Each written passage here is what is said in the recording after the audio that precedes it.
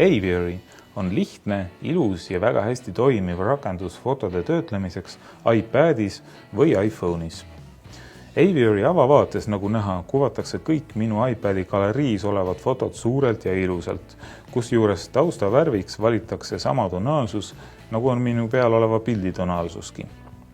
Kui ma siit nüüd mingit fotot tahaksin töötlema minna, siis on mul kaks võimalust. Kas ma puutun sellel samal fotol näpuga või siis ma valin mingi muu enda iPadis oleva foto siit. Aviary on lihtne programm, nagu öeldud. Siit ülevalt saab alati tehtud valikut tühistada või tagasi minna. Keskel kuvatakse suurelt pilt. Siit saab valikut kinnitada ja siin all kuvatakse mulle siis kõik need tööriistad ja kõik asjad, mida selle fotoga üldse teha saab. Vaatame, mida siis selle fotoga teha saab. Siin kõige esimene on enhance ehk parandamine. Siin on 3 kiiret valikut foto üldise ilme parandamiseks. Esimene lisab sellise üsna ägeda tegelikult HDR-efekti, teine muudab fotot üldiselt heledamaks ja 3. parandab ilmselt natukene neid värvitoone. Vaatame, mis siin efektide all on.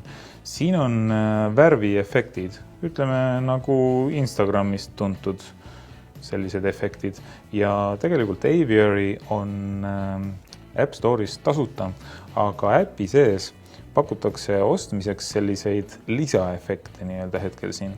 Ehk siis meil on võimalik osta siit näiteks mingid portree-efektid juurde endale sellesse äppi ja selline portree-efektide kogumik maksab siis €79, mis tundub üsna kallis.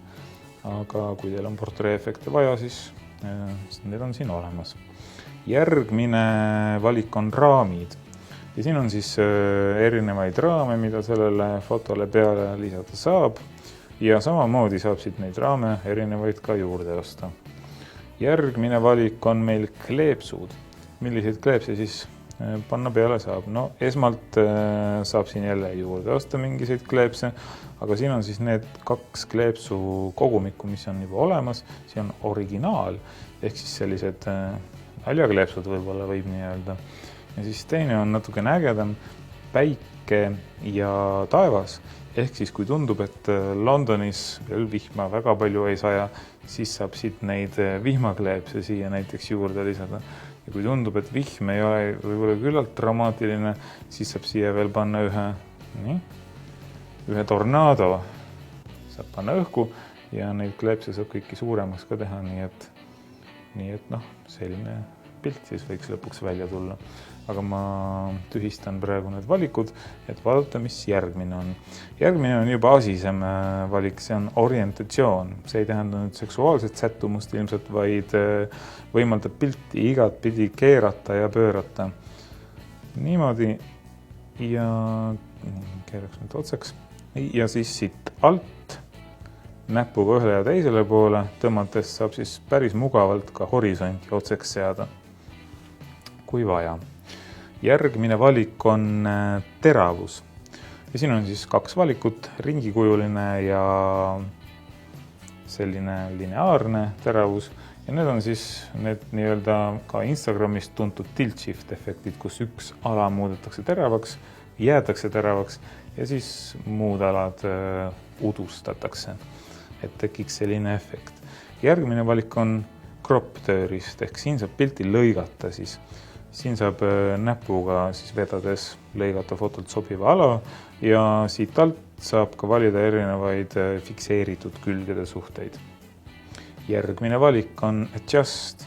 See on siis siin on need kõige põhilisemad fototöötlus valikud tegelikult, ehk siis pildi kirkamaks muutmine, pildi heledamaks muutmine või tumedamaks muutmine, pildi kontrastsemaks muutmine või siis plassimaks muutmine. Ja siin mulle meeldib just, et see slider siin, et sliderid ei ole mitte lühikesed ja kuskil siin kõrval, vaid et see slider on hästi pikk ja see on siin pildi all täis ulatuses. 3. valik on soojemad poolsed toonid ja külmemad poolsed toonid. Ja 4. valik on foto värvilisemaks tegemine ja päris mustvalgeks tegemine. Ehk siis sellised 4 kõige põhilisemad fototöötlusvalikut, ütleme nii, peituvad siin selle adjusti all. Järgmiseks saab fotot ühe lihtsa slaideriga kas teravamaks muuta või päris uduseks muuta.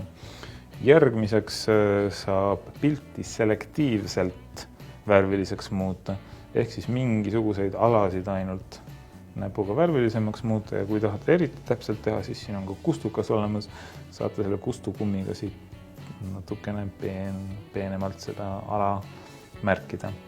Järgmine on joonistamine. No siin on väga lihtne, siin on erinevad värvitoonid, erinevad pliiatsi suurused ja siis saate ükskõik mida siia pildi peale sirgeldada. Järgmine on tekst. Saab kirjutada siia sellist korralikumat teksti. Järgmine valik on red eye ehk siis punaste silmade vähendamine. Mina üldiselt väga vähe pildistan välguga, nii et ma seda siin kahjuks näidata ei saa. Aga küllap see ka paari puutega toimib. Järgmine valik on hammaste valgendamine. Seda ma tahaks küll näidata, mul oli siin üks pilt. Ma valin siit samast enda galeriist pildi, kust seda hammaste... No mitte, et siin nüüd hambad nüüd väga kollased Mitte, et siin nüüd hambad väga kollased oleksid, aga lihtsalt et seda asja siin näidata. Võtan selle valgendamise tööriista. Ilmselt võib sellega valgendada ka muid asju peale hammaste ja tõmban siit hammastest sellega natukene üle ja kui nüüd tähelepanelikult vaadata, siis muutusid küll tegelikult valgemaks. Kui ma nüüd panen siit cancel, siis ilmselt näete, et natukene kollasemaks läksid küll. Aga mida ma nüüd teen, tegelikult ma tahan selle foto, mis mul oli, siia tagasi panna. Ja siit samast tuligi. Nii, et olime siis valgendamise tööriista juures ja järgmine on blemish. Sellega saab siis fotot selektiivselt natukene udutada lihtsalt. Võib-olla kui te ei taha, et siin kellegi näod on näha, udutate need ära või mida iganes siin mingisugused või tahate lihtsalt siit mingit efekti teha kuskilt, siis saab udutada. Ja kõige viimane on ka kõige coolim. Te saate luua väga lihtsalt selliseid nii-öelda memesid. Ehk siis saab siia pildi peale midagi kirjutada, nii nagu tänapäeval kombeks on, et siis sotsiaalmeediasse postitada ägedaid fotosid. Näitan.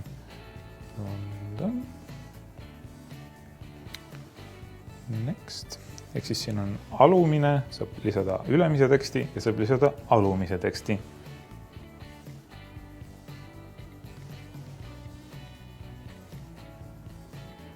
Nii, selline. Ja nüüd panen esimest korda ka apply, ehk siis piltidele saab lisada selliseid meme tekste üles ja alla.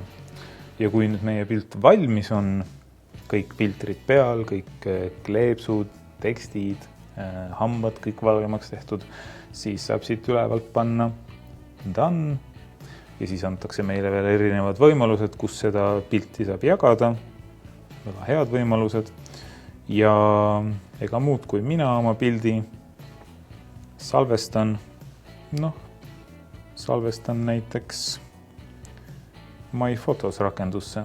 Selline võib öelda, et lihtne, aga samas hästi mõnusalt toimiv rakendus on siis Aviary fotode lihtsaks töötlemiseks ja miks mitte ka siis selliste memede tegemiseks. App Stories täiesti tasuta.